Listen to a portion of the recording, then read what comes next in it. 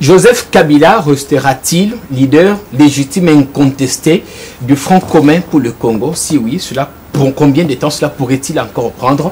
Surtout quand on sait que la lettre de son ancien collaborateur sur des traîtres qui existeraient dans le précaré de l'ancien président a éveillé des soupçons sur des possibles malaises au sein du Front kabiliste, désormais en alliance avec le Cache. Une alliance incestueuse dénonce Martin Fayulu qui promet de tout faire pour pousser le président à la démission. Fayulu qui n'est plus non plus un enfant de cœur dans la coalition Lamuka où désormais le maître mot n'est plus l'unité. Chacun pour soi, le peuple pour tous savoir et tout comprendre aujourd'hui si la bataille de 2023 a été déjà lancée.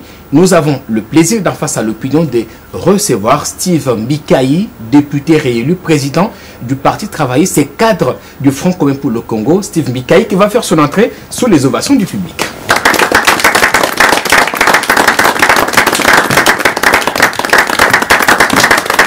Honorable, bienvenue. Installez-vous.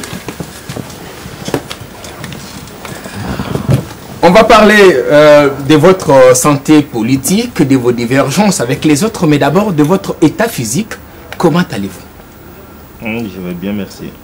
Tous ceux qui sont passés par ce fauteuil ont été soumis au même principe. Steve Mbikayi, vous commencez par regarder la grande caméra. Votre caméra, il est tout juste derrière moi. Vous faites votre profession des fois. La pratique ici, c'est que l'invité dit au public s'il est prêt à convaincre. D'abord, je ne peux pas dire que je suis prêt à convaincre. Je voudrais bien que ceux qui vont me suivre puissent juger pour comprendre si je serai convaincu ou pas. Vous n'êtes pas convaincu que vous allez convaincre? Non, parce que je n'aime pas parler de moi-même d'abord. Hein. Et puis ma portion de foi, c'est que je crois beaucoup à la souveraineté de mon pays et à son indépendance. Je suis souvent peiné quand je vois des leaders politiques faire des terribles en Europe, en Amérique, à la quête de soutien des États étrangers, fait des rapports sur la politique du Congo dans les ambassades. Quand je vois les Congolais faire des marches, dernièrement j'ai vu les gens faire des marches au siège de l'Union européenne pour réclamer la vérité des urnes pour une élection congolaise. C'est tout à fait inacceptable. Voilà un peu ça, quoi j'y crois profondément. La profession des foi de Steve Mbikayi ce soir dans Face à l'opinion. Il faut dire que vous avez été un des rares qui se sont levés en 2016 pour réclamer la tenue d'un dialogue à l'absence de la tenue de bonnes élections crédibles et une transition consensuelle. Avec le temps, l'opinion avait fini par adhérer aux thèses que vous défendiez. Êtes-vous fier aujourd'hui? J'en suis fier parce que je suis prévoyant. J'aime pas trop m'attarder sur le présent. J'aime voir l'avenir. Déjà en ce moment-là, j'ai été diabolisé par les gens parce que... on vous a qualifié des collabos? Oui, parmi les premiers à pouvoir demander qu'il y ait eu un dialogue entre Congolais. Mais ceux qui m'attaquaient, diabolisaient, après, ils nous rejoignent dans le dialogue. Eh bien, c'est comme aujourd'hui, vous avez suivi mon tweet de ce matin. Je commence à parler de 2023. Parce que moi, je n'aime pas trop parler de ce qui se passe maintenant. Et j'ai commencé à faire mes analyses par rapport à ce qui va se passer en 2023. Encore une fois, on va me condamner, mais après, on va me rejoindre. On va voir dans l'émission si la bataille de 2023 est déjà lancée, qui pourrait donc l'emporter. Vous êtes aujourd'hui avec nous dans l'émission. Alors, avant 2016, aujourd'hui on est en 2019, des élections que vous réclamiez à l'époque ont été tenues. Est-ce que vous avez l'impression qu'on est totalement sorti de l'auberge? Oui, moi j'estime qu'on est sorti de l'auberge parce qu'aujourd'hui nous avons un pouvoir qui est légitime, qui est issu des urnes. Toujours aussi contesté. Le peuple a attribué ses cartes, il y a un équilibre. Il n'y a personne qui a eu le plein pouvoir aujourd'hui. Donc il y a un équilibre. Donc on a donné la présidence à l'UDPS, donc Cache. Il y a le FCC qui a gardé la majorité à tous les niveaux, au Parlement, dans des provinces. En face, il y a une opposition qui s'organise et qui se bat très bien sur le terrain. Qui revendique la vérité des urnes. Je pense que les choses se passent très bien, que On n'est plus comme avant où on décriait la crise de l'extrémité. Mais la crise demeure. À l'époque, c'était l'impérium. Aujourd'hui, on est exactement dans ce qu'on dénonçait il y a quelques 4 ou 5 ans passés. Fayoulou revendique toujours ce qu'il considère comme étant une victoire volée. Si vous avez lu encore l'un de mes tweets d'il y a quelques semaines, j'avais dit que dans notre pays, après l'élection, il y aura toujours un président en fonction et puis un président élu entre guillemets. C'est-à-dire celui qui va passer sera en fonction, celui qui va échouer va s'autoproclamer président élu, légitime. C'est déjà vécu, déjà vu, ça fait partie de notre culture. Ça ne vous surprend plus? Non, pas du tout. C'est un peu comme une chanson, c'est un peu comme... c'est une chanson. Est-ce que vous aviez cru à la victoire d'Étienne Tshisekedi, victoire supposée d'Étienne Tshisekedi en 2011? Bon, je crois que c'est pas cartésien de dire qu'on a gagné et puis de ne pas le démontrer. Sur le plan politique, enfin, quand on est dans un groupe, on peut pas aller outre la construction du groupe, mais il y avait eu des présomptions des victoires. Mais il n'y a personne qui avait démontré que nous avions la victoire. Parce que j'étais dans ces camps-là. Vous savez, mais nous n'avions pas eu des preuves qu'on avait gagné. Donc on avait supposé avoir gagné. Mais c'est comme aujourd'hui. Martin Fayoulou pense qu'il doit avoir gagné. Mais il n'a pas eu l'occasion de le démontrer. C'est-à-dire qu'il n'y a pas de quoi de jeter des anathèmes sur Martin Fayoulou parce qu'il fait exactement ce que vous autres avez fait il y a 7 ans passés. Mais Martin Fayoulou joue bien sa carte. Moi, je n'aime pas les gens qui attaquent les autres, mais qui l'attaquent. Il joue bien sa carte parce qu'il doit rester visible. Ce qu'il fait aujourd'hui, ces déclarations, ces meetings, c'est pas contre nous, FCC. C'est dans une guerre entre eux, de leadership. Parce qu'aujourd'hui, il a un créneau, il y a des arguments qu'il utilise pour être adulé, pour être apprécié. C'est tout à fait normal, de la bonne guerre. Il fait sa promotion, il fait sa politique. Et le vrai combat, ce n'est pas entre Martin Fayoulou et le FCC. Non, le vrai combat, c'est entre Martin Fayoulou avec Jean-Pierre Bemba et puis Moïse Katumbi. Ils doivent se battre pour le leadership. Parce que au niveau du FCC, tout est clair. Comme j'ai dit ce matin, nous avons, nous, un leader légitime. Vous dites que Kabila est un leader incontesté. Légitime et incontesté. Nous avons d'autre côté, nous avons le cash. Aujourd'hui, le président Félix est chef de l'État. À qui les prochains tours en 2023? Est-ce qu'il va être toujours candidat? Est-ce que Vital Kamerhe va l'accepter ou pas? Est-ce qu'il y aura rupture? Vous entrevoyez déjà une rupture comme vous aimez prophétiser, vous. Et puis d'autre côté, avec la Mouka, entre Fayoulou, Bemba et Katumbi, qui va soutenir qui? Vous voyez, est-ce qu'il y aura mariage? Il y aura divorce? Il y aura rupture? Mais de notre côté, c'est bien clair que notre leader est légitime et incontesté. Combien de temps cela pourrait-il encore prendre au sein du Front commun pour le Congo, quand on sait que Kalev, il n'y a pas longtemps, dénoncé dans une lettre que vous avez sans doute lu, les traîtres dans le précaré de l'ancien président? Ça va prendre longtemps, parce que les gens qui sont dehors pensent parfois qu'au FCC, les gens sont obligés d'accepter ce que dit Joseph Kabila. C'est une contrainte, c'est pas une contrainte. Donc c'est une acceptation du leader. On l'a démontré à l'Assemblée nationale. Parce que le chef de file de notre famille politique, d'autres appellent l'autorité morale, mais moi j'aime bien appeler chef de file, nous a donné des orientations pour voter, par exemple, pour Kabound. L'élection était au bulletin secret.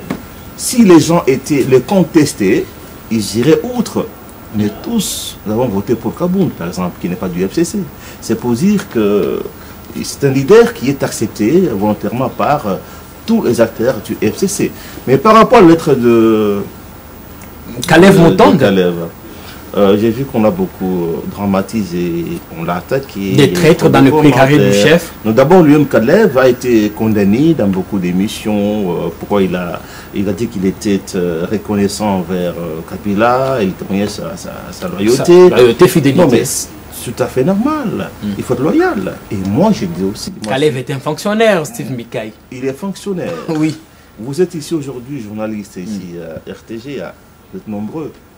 Mais s'il arrivait qu'on aurait pu ce moment vous placer comme DG, est-ce que vous serez reconnaissant ou vous serez, comment dirais-je... Ah, je serai journaliste. Journaliste, vous serez quand même reconnaissant parce que sinon, il vous a nommé. Vous n'allez pas quand même le trahir ou bien... Si la lettre de Kalev dénonçait Kabila, parlait de ce que Kabila fait du mal, et ainsi de suite, on l'aurait applaudi. Mais parce qu'il parle du bien de celui qui n'avait pas fait ses postes, il ne voit aucun mal, parce qu'il faut rester loyal. Parlons des traîtres maintenant. Les traîtres, ils existent, il y en selon a vous? partout.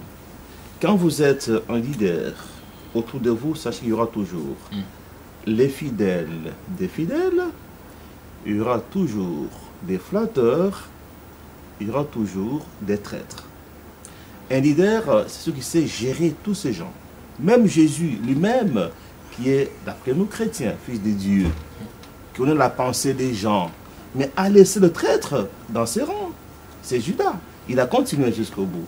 Donc, les traîtres, il y en a partout, dans tous les milieux, même à l'église. Vous en connaissez quelques-uns au sein du front? Ça, c'est le principe. Le principe que dans tous les groupes, il y a toujours des fidèles, il y a des flatteurs, il y a des traîtres. Et bien moi, je ne suis pas Dieu pour comprendre la pensée des gens, pour savoir qui est et qui ne l'est pas. Mais on le verra par les actes des uns des autres. On reproche. M. Kalev, étant un homme de la sécurité, bien sûr, et qui doit être mieux informé que nous, pour savoir qu'il y aurait des traîtres dans les milieux. Il y a des rumeurs, Moi, par exemple, autour de pas. Modeste Bahati. Il faut dire que vous êtes, votre parti est membre de la FDC et allié. Le coordonnateur ou l'autorité morale de votre plateforme est tout le temps accusé de vouloir, de tenter de traverser. Ce ne serait peut-être pas autour de lui que cette problématique se trouverait. Oui, je sais que mon parti, le parti travailliste, est membre du groupement FDC allié qui est dirigé par Professeur Bahati. Je pense que les gens sont en train de mal interpréter ses positions.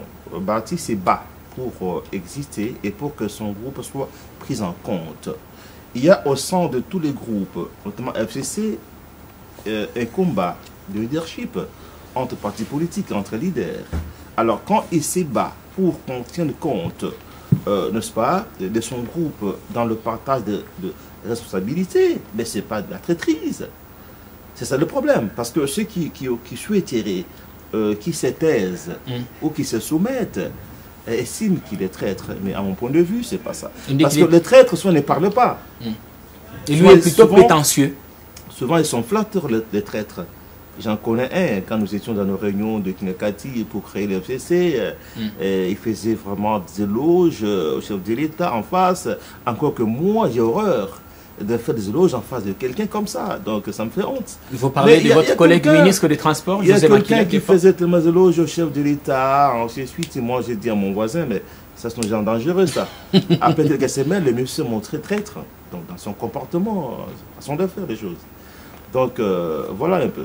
Jusqu'où alors Bahati n'est pas prêt à traverser. Bahati il monte les enchères. Fait confiance au président Kabila, mais il veut qu'on tienne compte du poids de son regroupement au sein du FCC. Moi je suis bien d'accord avec ces combats. Vous avez l'impression qu'il y a des gens qui veulent tout avoir pour eux tout seuls? Mais c'est tout à fait normal. C'est un combat. Moi je ne me plains pas de ça. Tout le monde veut tirer le droit de son côté. Il nous appartient à nous aussi de nous battre pour qu'on soit respectés. Nous, de la FDCA, le PPRD a le droit de se battre aussi pour avoir les gros morceaux. Et les autres aussi. Pour moi, je trouve ça tout à fait normal. Vous vous battez pour revenir encore ministre? Eh bien, si aujourd'hui je suis appelé pour être ministre, je ne dirais pas non. Mais là où je suis comme député, je sers déjà le pays. Donc, je suis toujours bien dans ma peau. Je peux être député ou pas, être ministre ou pas. Je suis Sylvain Bikaï tout court et je suis content et fier de l'être. Aujourd'hui, on est autour de Kabila parce qu'on sait qu'il détient le dernier mot sur des nominations ou parce qu'on croit en son combat. Ça dépend. Ça dépend des autres. Dans votre cas, moi, par exemple, je suis... On vous connaît opposant hier, opposant modéré, ensuite devenu membre du Front commun. Moi, je suis pour Kabila et loyal pour Kabila parce que je l'ai découvert. Vous savez, on peut parfois condamner quelqu'un parce qu'on ne l'a pas encore vu. Vous lui exprimez la loyauté. Donc c'est le cas. quand on voit quelqu'un de loin, mais on a travaillé ensemble, j'étais son ministre, j'ai vu comment il dirigeait le conseil des ministres, comment il traitait ses collaborateurs, j'ai découvert ses pensées, et puis, en fin de compte, j'ai décidé d'être dans son camp. C'est-à-dire, on peut aller à l'opposition, je serai avec le président Kabila, on peut rentrer au pouvoir, on sera ensemble. Alors moi, je préfère être observé et jugé par les autres de par mon comportement, de façon d'être. Mais ce qui est clair est que je ne préfère pas changer des camps comme ça. Ça dépend. S'il arrivait qu'on m'ait poussé à la porte de sortie, ça peut arriver. Alors si dans un groupe, on ne veut pas de vous, on ne veut plus de vous, et vous allez partir. Vous ne vous voyez pas dans le cash? Mais je ne pense pas. Pourquoi irais-je au cash? Je suis dans le meilleur groupe qui existe, l'FCC. Au cash parce qu'il y a Vital Kamere avec qui vous avez des problèmes d'ailleurs. Non, on n'a pas de problème. En politique, on peut avoir des divergences, mais passagères. Donc, je vois mal comment j'ai quitté le FCC. Aujourd'hui, le FCC, c'est le meilleur, la meilleure plateforme politique qui existe. Où il y a le calme, l'harmonie, la concorde, la bonne collaboration, respect du chef. Donc, ça, c'est le FCC. Je suis très bien dans ma peau d'un cadre du FCC. Qu'est-ce qu'on dit de Kabila qu'il n'est pas exactement vous qui l'avez côtoyé? Bon, beaucoup de choses. Je pense que pour certaines personnes, Kabila, c'est vraiment un méchant. Un monstre. Un criminel. Il n'aime pas le Congo. C'est-à-dire un étranger. Il n'aime pas les Congos. Mais tout ça, c'est de l'intoxication. Et ce qui a fait que je sois plus proche de Kabila, c'est son attitude. Imaginez un peu un garçon de 29 ans.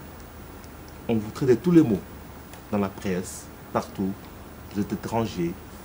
Vous n'êtes pas le fils de votre père. Et vous ne répondez pas. Juste à ce que les gens aiment ces thèses. Mais ça, c'est une qualité. C'est rare.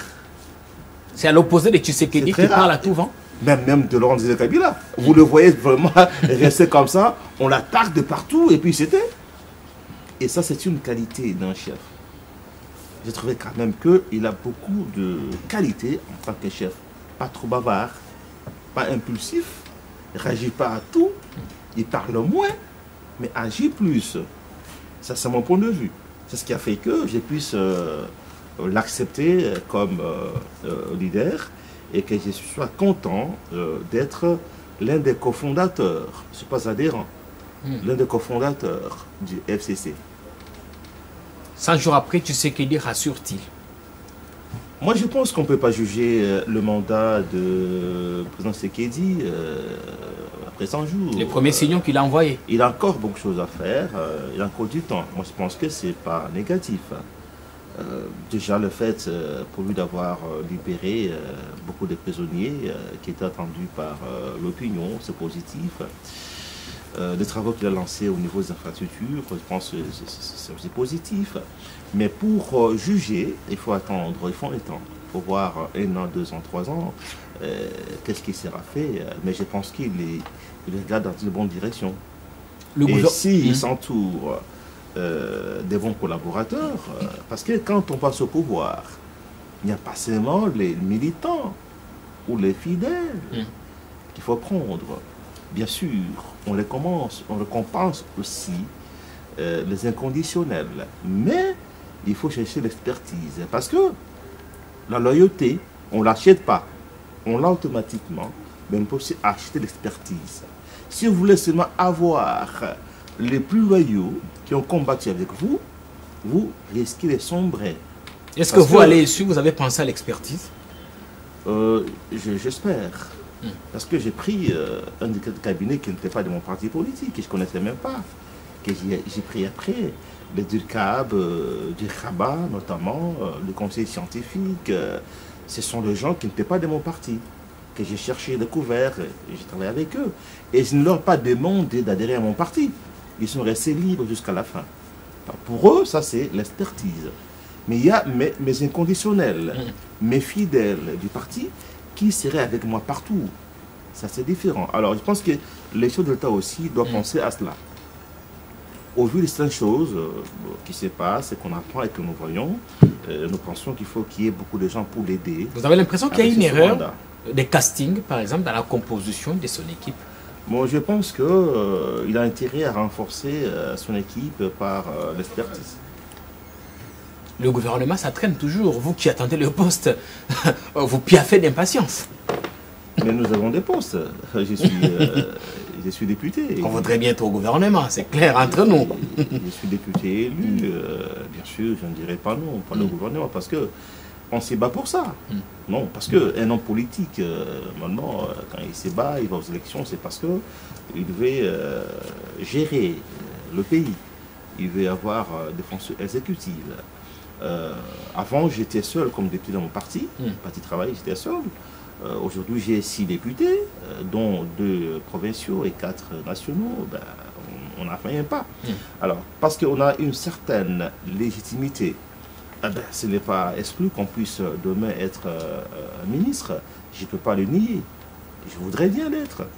Et c'est tout à fait une ambition légitime. légitime. Mais pourquoi ça bloque? Alors, si ça traîne, c'est une question pour nous du FCC, qu'on le laissons, n'est-ce pas, à l'appréciation de notre chef de file, le président Kabila, qui traite avec le président Tshisekedi. Ce n'est pas à leur niveau ce qui se passe. Je ne peux pas prendre des positions pour les dossiers dont je n'ai pas toutes les données. Mais l'attente devient tout de même longue. À mon point de vue, c'est quand même une très longue attente.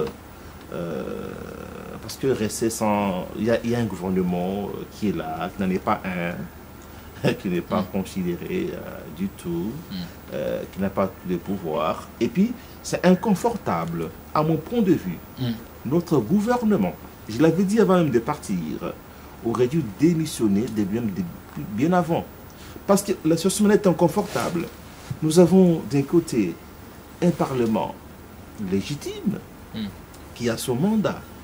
De l'autre côté, un chef de l'État légitime en plein mandat, avec un gouvernement issu d'un accord d'ancienne législature, d'un accord qui n'est plus de mise. Et moi, je crois que le gouvernement aurait pu démissionner déjà, surtout que les attributions de la primature sont pratiquement à la présidence. Voyez-vous? Donc, moi, je pense que c'est une position assez inconfortable. Il y a un dysfonctionnement de ce côté-là. Et il y a urgence quand même qu'on puisse mettre en place une équipe gouvernementale. Mais seul le président Tshisekedi et puis le président Joseph Kabila, l'ancien président, parce qu'il y a toujours souvent des polémiques. Donc, c'est eux seuls qui peuvent peut-être nous dire pourquoi ça traîne. Mais nous sommes impatients. On voudrait bien que le gouvernement soit mis en place le plus tôt possible. Il y a des noms qui sont proposés, récusés par l'autre camp. Il y aurait eu des noms proposés, récusés. Récusés. Bon, récusés, je crois que le président de la République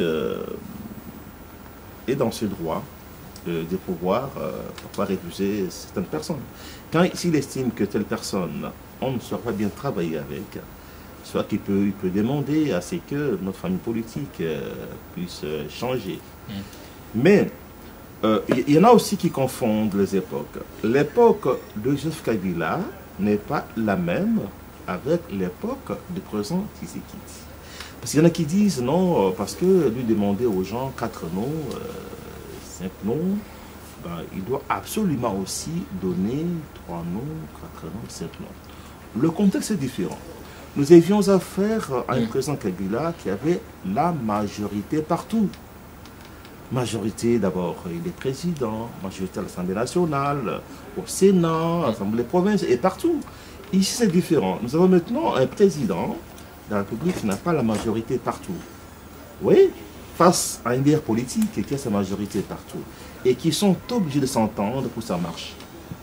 Parce que il faut prier pour qu'il y ait toujours des bonnes relations entre les deux présidents, le président actuel et l'ancien président Kabila, pour que ça marche. En Occident, on demande par contre à Tshisekedi de s'émanciper de Kabila. Fayoulou, d'ailleurs, à Kisangani, veut pousser l'opinion, à pousser le Tshisekedi à divorcer avec Joseph Kabila. Bon, les déclarations de Martin Fayoulou n'engagent que ceux qui croient dans ces déclarations politiques. Mariage incestueux. Pour exister.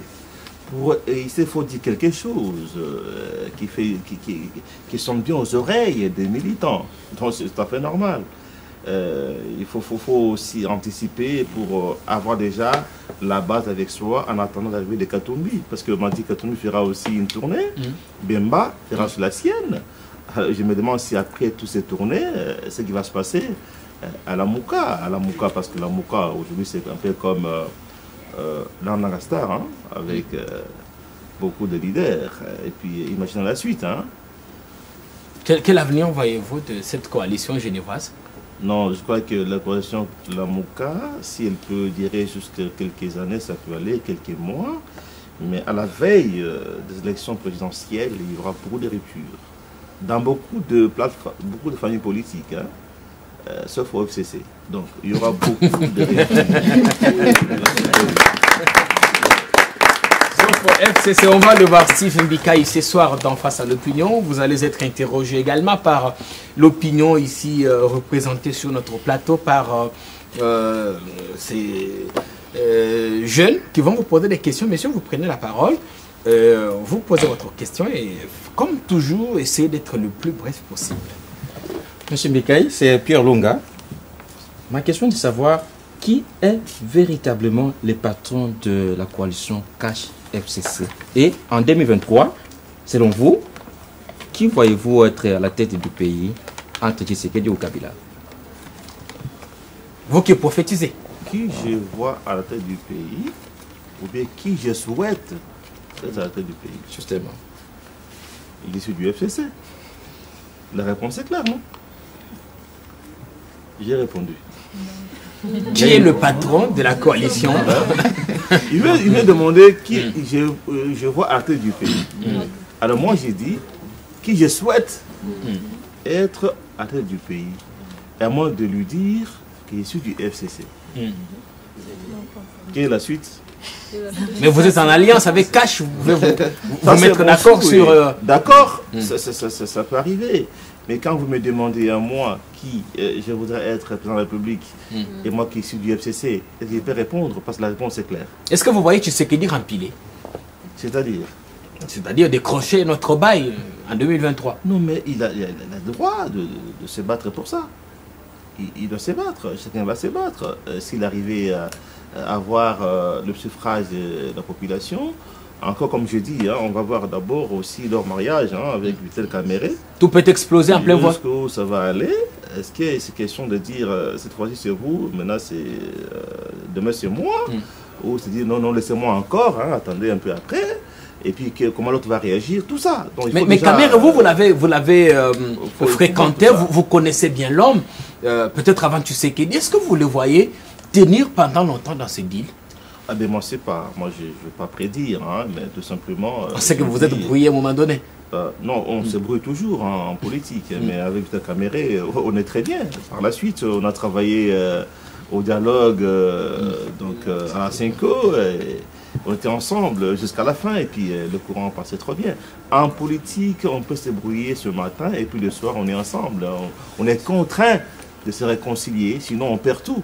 Donc, avec Vital Kamere, il n'y a aucun problème. Le premier volet de sa question, qui est véritablement le patron de cette méga coalition? On n'en a jamais parlé.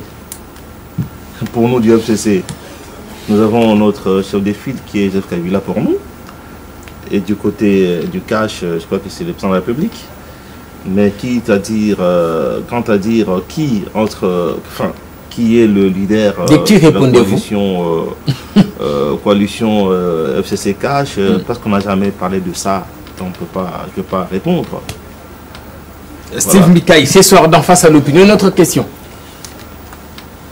Il y a des dames aussi. On va équilibrer, madame. Si Sarah Bampé, monsieur Mbikaï, vous étiez dans l'opposition et lorsque monsieur Kabila vous a donné un poste ministériel, vous êtes sûr. Et maintenant qu'il n'est plus au pouvoir, quel est votre sort? Et si aujourd'hui vous voulez réintégrer l'opposition, pensez-vous que vous serez le bienvenu? Qu'est-ce que je dirais chez l'opposition? Tout homme politique.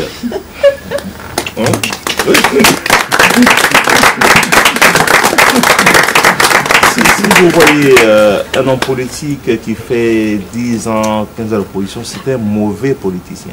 Tu sais qu'il dit 37 ans. C'est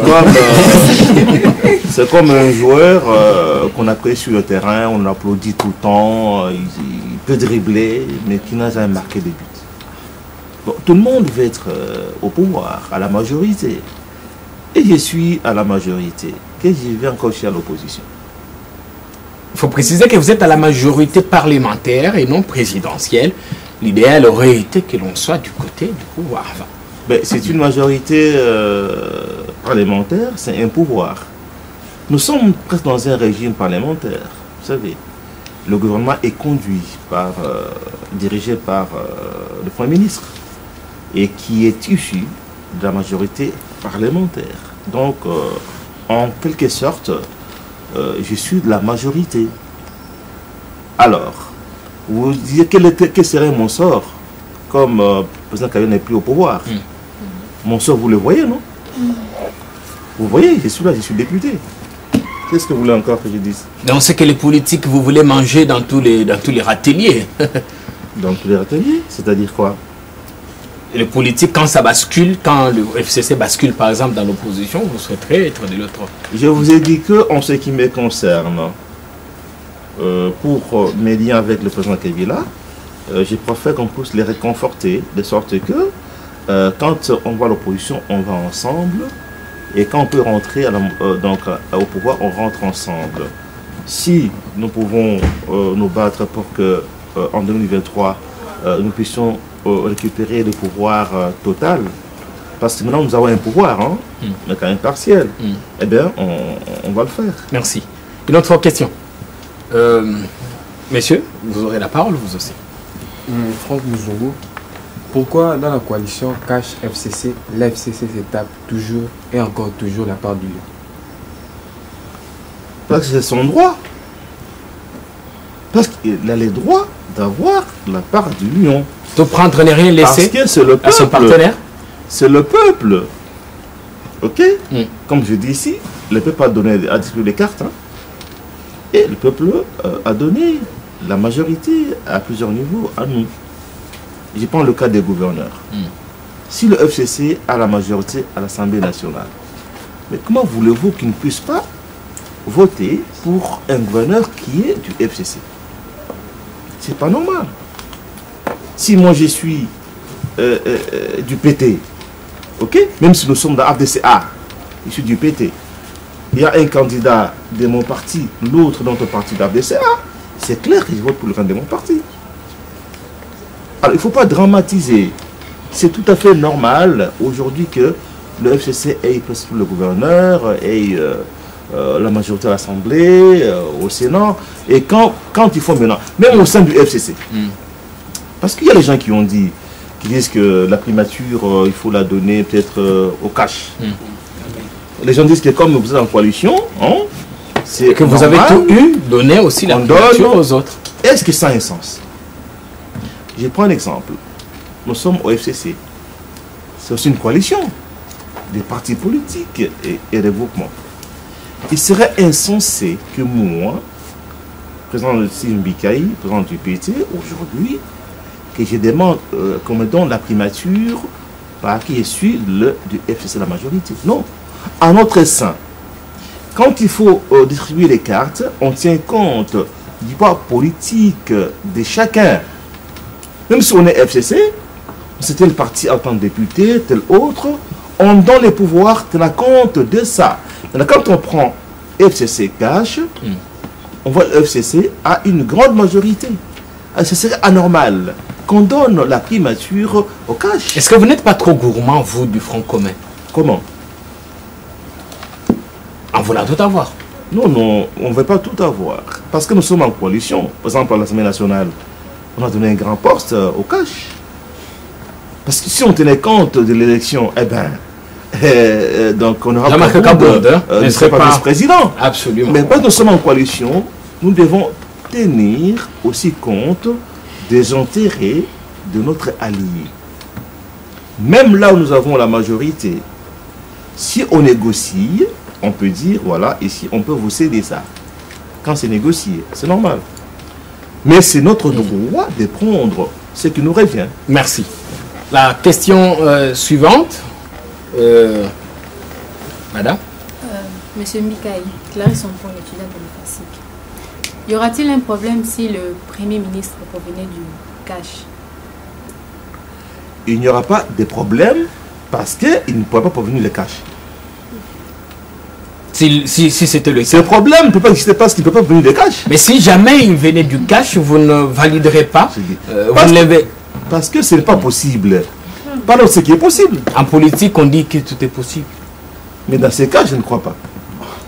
Si ça arrivait, vous Mais- refuserez d'investir Non, le non, gouvernement. non. Si c'est négocié, oui, mais je vois mal comment on peut faire pareille négociation. Comme je viens d'expliquer ici, c'est pas possible. Ah, c'est clair.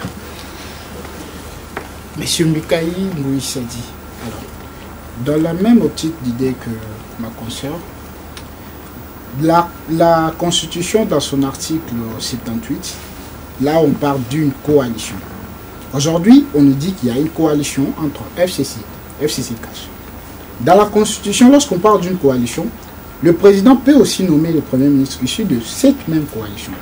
Mais vous, dans votre réponse, vous semblez dire que non, ce n'est pas possible. Pourquoi? Le président ne nomme pas de lui-même comme ça. Il ne servait pas pour nommer. On lui propose par la majorité parlementaire. Donc le président n'a pas le droit de choisir de lui-même quelqu'un de la majorité. Mais c'est la majorité qui lui présente la personne à nommer. C'est tout à fait clair. Parce qu'il y a eu aussi une préoccupation que j'ai vue dans les commentaires. Quand j'ai décrit, je parlais de cash, la Mouka, concurrence, et puis... Kabila, FCC, leader incontesté, oui, bataille 2023. Il y a eu un débat. Les gens qui ont dit, mais Kabila ne peut plus être candidat. Et moi, j'aurais voulu que je puisse éclairer l'opinion, comme j'ai l'occasion d'être sur le plateau. Allez-y, parce que c'est une question qui taraude des esprits avisés. Oui, parce qu'il faut, comme j'aime anticiper, anticipons. Ok. Pourquoi dit-on que... Vous annoncez Kabila 2023 déjà? Non, d'abord pour le candidat, lui-même doit être candidat, doit vouloir. Ou c'est pas comme de ceux-là qui veulent être plus catholiques que le pape. Ah mais non. Ça c'est lui. Je ne vais pas dire que Kabila sera candidat en 2023, mais je vais seulement dire, s'il veut l'être, il le sera. Et les sénateurs à vie. C'est ça, sénateur à vie. Est-ce un droit ou un devoir? Dites-nous. Je pose la question, Zami. C'est nous qui vous posons les questions. Sénateur à vie, parce que la fonction sénateur est incompatible avec celle du président de la République, n'est-ce pas? Oui. Or, être sénateur à vie pour un chef de l'État, c'est un droit, pas un devoir. Ok? Or, un droit, on peut renoncer à un droit. On peut y renoncer. S'il veut être candidat président de la République, il va renoncer à ses droits d'être sénateur. Et il sera candidat. Je vois aucun problème. Ce qui est interdit, c'est de pouvoir briller plus de 2 mandats successifs. Mais quand on a été président et qu'on est parti, je ne vois rien qui peut empêcher que, s'il veut bien, qu'il soit encore candidat président de la République. Devra-t-on nous attendre à sa candidature d'ici 2023? Mais c'est lui de répondre, c'est pas moi de répondre. Vous qui anticipez. Oui, bon, je dis seulement qu'il a les droits d'être candidat. Mais tout dépend de lui. Merci. Rien ne l'empêche d'être candidat. À moins qu'on prouve le contraire. Monsieur, vous avez levé la main depuis longtemps. Je réponds au nom de Malinke Mossi, l'ancien étudiant de l'UFASIC. Monsieur Mbikaï, quelle a été la base du conflit entre le Premier ministre Tchibala et vous dans les dossiers de l'UEC? Bon, vous savez, je suis aujourd'hui député. Je n'aime pas trop parler encore de l'issue du ministère. C'est ça comme si j'étais en train de faire une campagne pour y retourner. Mais quand il y a des zones d'ombre, on peut... Donc, je crois que ça c'est déjà passé. J'étais ministre, j'avais pris une décision de sanctionner un NDG. C'était dans mon droit de le faire. Et je le fais. Mais le Premier ministre a estimé que ce n'était pas le moment de le faire. Il a cassé ça. Il n'a pas cassé. Parce que quand un ministre a signé un arrêté il n'y a quelqu'un qui peut rapporter son arrêté, qui peut l'annuler. Ou alors, il faut aller au Conseil d'État. Il m'a demandé de pouvoir changer, et puis, parce que je dois respecter la hiérarchie, et puis je l'ai fait. Pendant ce temps, quel a été votre plus grand regret? Pendant quel temps? Le temps où vous avez été ministre? Vous ne voulez pas qu'on en parle, mais il faudrait quand même que l'opinion sache comment les choses... Je n'ai pas eu de regrets. Je n'ai pas eu de regrets, parce que pour moi, tout s'est passé bien. Tout était intéressant. Quand je vois tout ce que j'ai vécu comme épreuve, parce que moi, j'aime les épreuves. J'aime que ce sont difficiles. J'aime pas trop de facilité. Oui, comment j'ai affronté. Donc, quand j'ai un problème, j'affrontais. Même quand je suis en colère, que ce soit les étudiants, les professeurs, parce que je suis un homme de dialogue. J'ai réglé tout par le dialogue. Alors, tout ce temps que j'ai passé là-bas, pour moi, il n'y a rien à regretter. Vous avez le sentiment d'un devoir parfaitement accompli? Je pense. Parce que avant, quand je ne parte, j'ai eu quand même des témoignages, des réactions des professeurs, la majorité, les étudiants, tous les autres. J'ai eu beaucoup de cadeaux. Même si vous en boudez au départ. Hein? J'ai reçu les cadeaux de la coordination de l'UNIKIN. J'ai reçu les cadeaux, la coordination de l'ISTA. J'ai commencé à repousser ça parce qu'on croirait que c'était une campagne. Et après, j'ai reçu aussi un cadeau de toutes les coordinations, n'est-ce pas, des universités du Congo. Ça s'est jamais fait. Quelqu'un qui veut partir, donc les administrés viennent le voir, le féliciter, donner des cadeaux. Moi, ça m'a fait beaucoup de plaisir. Vous aimeriez encore retourner à l'issue et achever l'œuvre que vous avez entamée? Non, je pense que je suis capable d'occuper n'importe quel ministère. Et j'estime que je pourrais aussi être à la hauteur. Merci. On va prendre 2 dernières questions. On n'a plus beaucoup de temps. Clarisse a déjà posé la question. Voilà, je réponds au nom de Lydia Kandolo, toujours pour parler de l'ESU. Vous êtes les ministres, vous avez travaillé au poste de ministre de l'ESU. Alors, si l'on se disait aujourd'hui que de faire au fait un bilan, quelle serait votre réponse? Êtes-vous satisfait de votre travail jusque-là, du travail à l'issue? Comme je dis, je n'aime pas parler de moi-même. Ok? Ça, c'est une question qu'il faut poser à mes administrés. Or, ils ont déjà parlé, comme je viens de dire. Avant que je ne parte, ils ont fait témoignage, ils ont parlé. Parce qu'on ne peut pas être aimé de tous, mais au moins de la majorité. Tous les problèmes qui ont été posés ont été résolus. Je ne sais pas si on peut me dire, il y a des étudiants ici, ils peuvent être au courant, s'il y a un dossier qui m'a été présenté et qui est resté sans réponse. Les frais techniques, par exemple. Les frais techniques. Frais techniques de quoi? Oui, dans les diverses universités, les autres c'est 50 000, ailleurs 23 000, 20 000, etc. Je suis ministre, je réponds, n'est-ce pas, au dossier qu'on me présente. Je n'ai jamais reçu un dossier, on parle des frais techniques. Alors, on va terminer l'émission par un sujet qui vous tient particulièrement à cœur, l'instauration du baccalauréat international.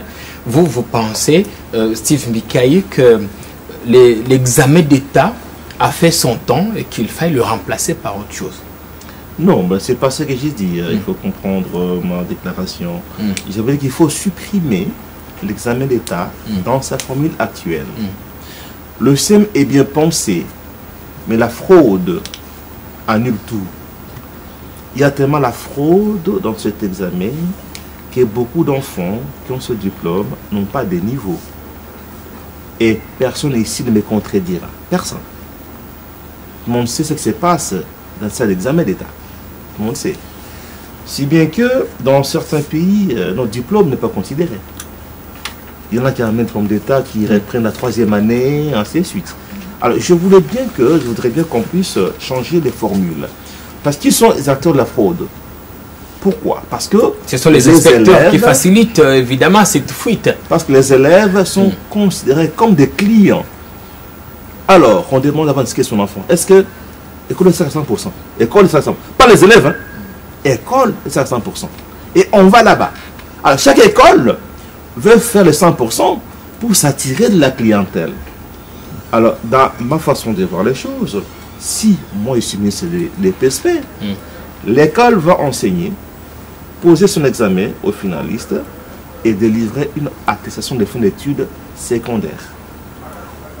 Et maintenant, avec l'attestation d'études secondaires, l'élève va s'inscrire pour l'examen d'État.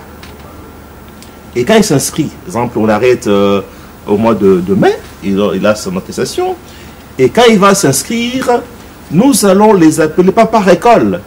Tu peux être d'une école de Kimbaseki, tu viens faire l'examen d'État à Gombe, tu es de Gombe, tu fais à Matete et tout ça. Qu'est-ce qui prouve qu'il n'y aura pas de fuite? Attendez d'abord, nous aurons déjà le point de l'école qu'on a gardé depuis le mois de mai au niveau du ministère.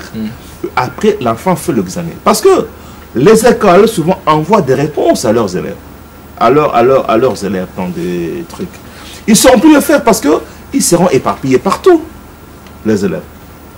Et après l'examen d'État, on voit maintenant, on compare le point de l'examen d'État avec ceux de l'école. S'il y a un trop grand écart, donc quelque part, l'école est complaisante, il y a tricherie et on tombe. Vous comprenez? Ça, c'est une des méthodes. Alors, pourquoi j'ai opté pour le baccalauréat international dans mon école, donc au Cartésien? D'abord, le baccalauréat international, ce n'est pas un diplôme. Le baccalauréat international, c'est un programme qui a été conçu en 1968, d'abord pour les enfants de diplomates. Comme ils changent beaucoup de pays, tantôt en Chine, Japon, Congo, États-Unis, on avait conçu un programme pour quand ces enfants se déplacent, qu'ils puissent étudier dans tous les pays sans problème. Après, on l'a étendu, n'est-ce pas?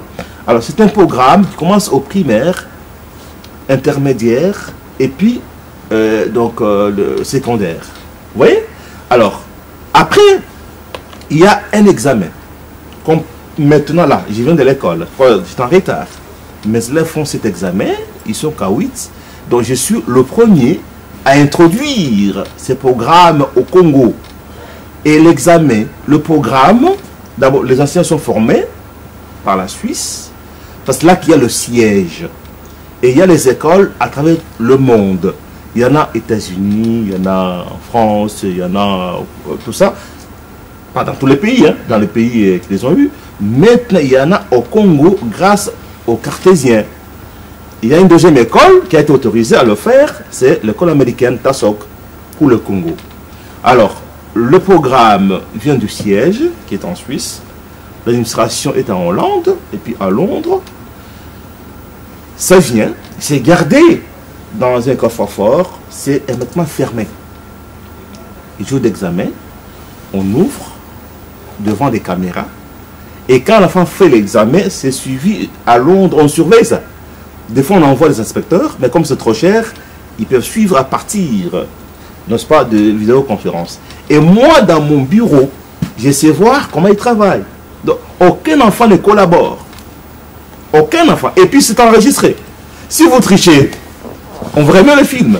Et le diplôme aussi vient de là-bas. Ça veut dire, la même question qui est posée à l'enfant qui est au Congo, est posée à celui qui est au Japon, en Australie, même question. Même correcteur. Est-ce que quand on a ces diplômes, on peut facilement entrer à l'université? Bien sûr. Et le diplôme vient du même endroit, du siège en Suisse. Le programme est congolais.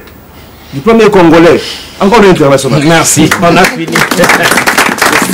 Ce soir. Alors vous qui prédisez bien l'avenir parce qu'on a fini, vous allez nous dire comment entrevoyez-vous l'horizon 2023? 2023, moi je pense que ça sera intéressant parce qu'on a donné l'exemple. Comme il y a eu alternance à travers du pays, le président Kabila est parti, Fatih a pris, plus personne ne va s'imposer ici. Pour s'imposer, gagner les pouvoirs pendant autant d'années, non. Là, la parole est au peuple. En 2023, le peuple va décider. S'il veut que le pouvoir reste au cash, il va rester. S'il veut que ça aille à la Mouka, ça ira à la Mouka. Encore, il faut que l'amour existe encore en ce moment-là. S'il faut qu'il vienne au FCC... Vous ne lui donnez pas trop de chance, hein, la coalition Et je crois que nous, au FCC, nous sommes en très bonne posture. Hein. Merci. Si nous avons pris le pouvoir maintenant, c'est parce que le peuple voulait un changement. On aime toujours un changement. Quand on l'aura vécu, vers la fin, on va nous réclamer. Et vous allez On voir. reviendra. Bien sûr. Ça n'est fini. Merci beaucoup. Merci d'avoir accepté de nous accorder cette exclusivité sur le plateau des Face à l'opinion. Merci également à vous, chers messieurs, chères dames, d'être venus poser des questions, des très bonnes questions au président du Parti travailliste. Merci à vous qui avez regardé ce programme. Face à l'opinion revient la semaine prochaine avec un autre invité sur une toute autre thématique. L'émission, vous pouvez la retrouver sur toutes nos plateformes digitales. D'ici là, portez-vous bien. Au revoir.